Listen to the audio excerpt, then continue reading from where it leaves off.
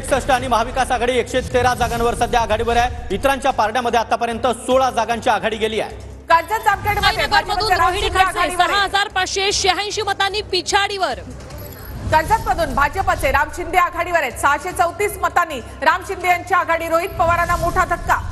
तर कर्जत जामखेडमधून भाजपचे राम शिंदे आघाडीवर आहेत। पारनेरमधून काशीनाथ दाते 1800 मतांनी आघाडीवर आहेत। राणी लंके या सध्या पिछाडीवर आहेत। घाटकोपरमधून भाजपचे पराग शहा 5613 मतदारसंघातून चौथ्या फेरीअंती नितेश राणे 8461 मतांनी आघाडीवर।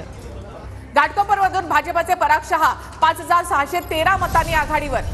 तर पारनेरमध्ये काशीनाथ दाते सध्या आघाडीवर आहेत। मुक्ताईनगरमध्ये चौथी फेरी पूर्ण झाली आहे। रोहिणी खडसे या आता पिछाडीवर आहेत।